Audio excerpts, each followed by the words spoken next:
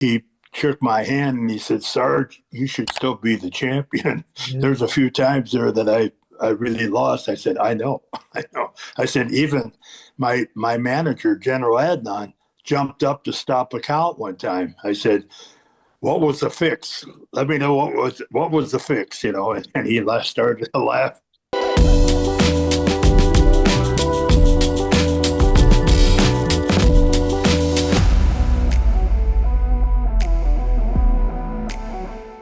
Before we go, one of the reasons I asked you here, besides to see you again, was the loss of Hulk Hogan. Still today, over a month and a half later when we're taping this, I still can't believe he's gone.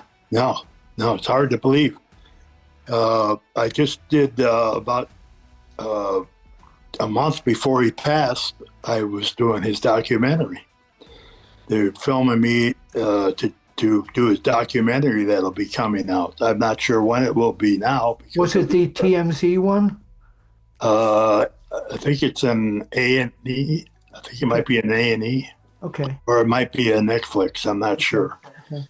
But, I'm talking all these stories about Hulkster and not knowing that anything was wrong. I knew he had been ill and that he went to the hospital, but he was having some neck surgery and all that. But then all of a sudden, you hear the news. Woke up and saw that he had passed. It's pretty incredible that that happened. When was the last time you saw him or spoke to him? We did something at a Raw one night in Tampa, and he and I sat down and watched our WrestleMania 7 match together. Oh, wow. And it had been years since I'd seen it. And so we commented on it. And after the match was over, because in between the start to the finish, he kept going, "Whoop, boy, I didn't really get out. I didn't get my shoulder up in time on that one." I said, "Yeah, I know." And so 4 or 5 times he'd say, "Ooh, that wasn't good."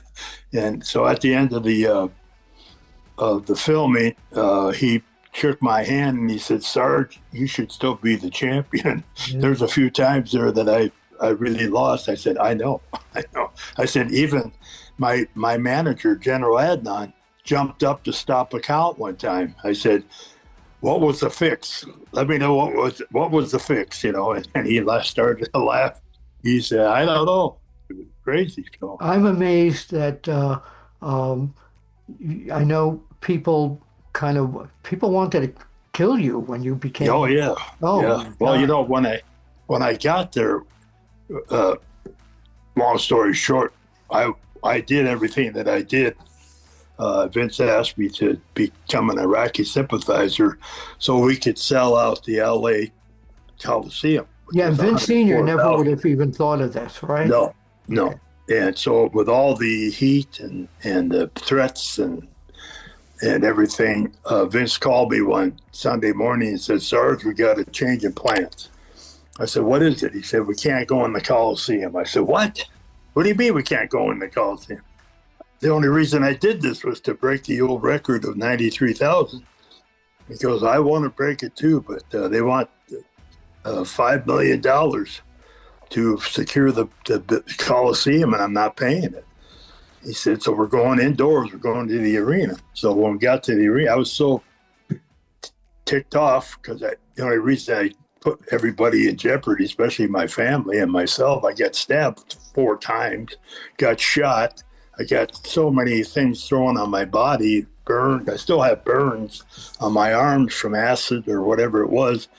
And 3 rental cars destroyed, and my own car. You were the biggest heel in the world. Yeah. So I had what we called nuclear heat. I don't think they've ever had that.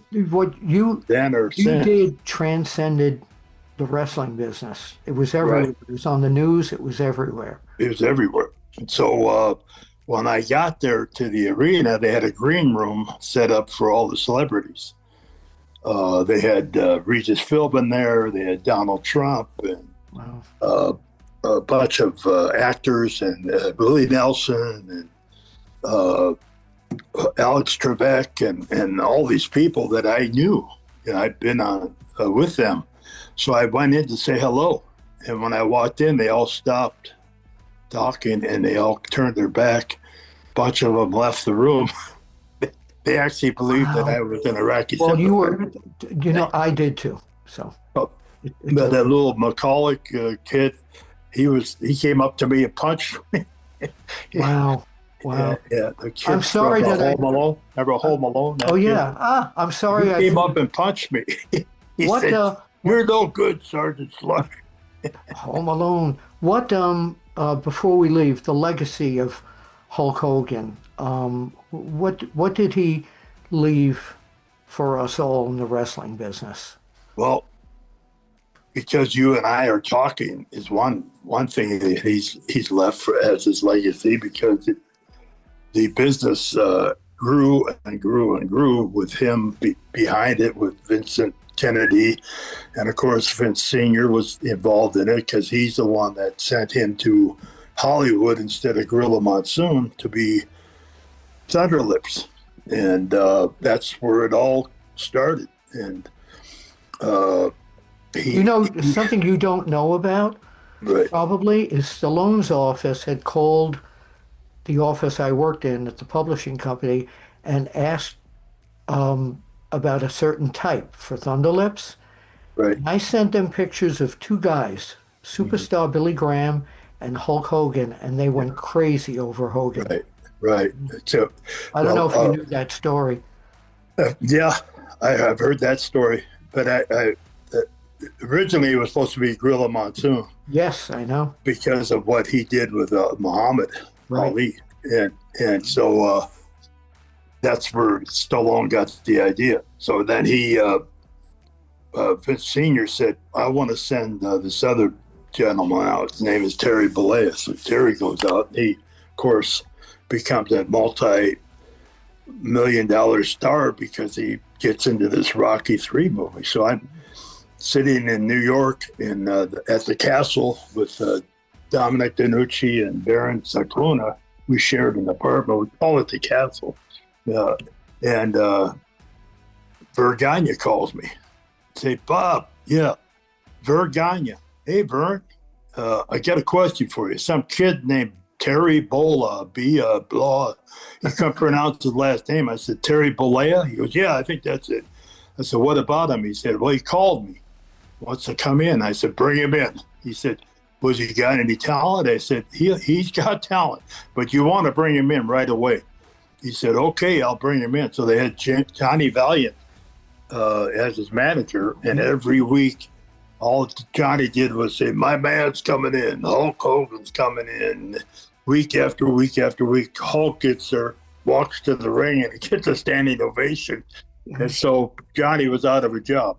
And so they played politics with Terry and put the title on him off of Nick Bockwinkel and took it off him because of a technicality. And I actually photographed that match.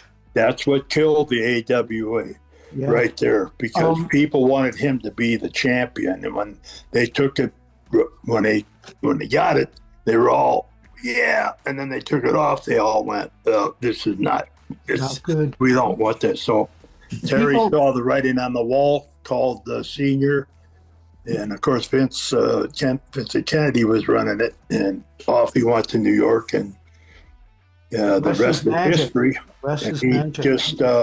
He took the business from what it was to the rock and wrestling, and brought in all the celebrities because everybody wanted to be involved with Terry because he was, a movie star along with being a wrestler, and that's what. And if you were on the card with him, there was going to be an instant. Oh yeah.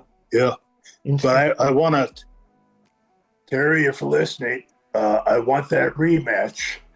It'll be a little while yet for me to get up there, but when I get up there, I want that rematch because I think I should still be the champion, as he told. I hope that's not going to happen for a long time.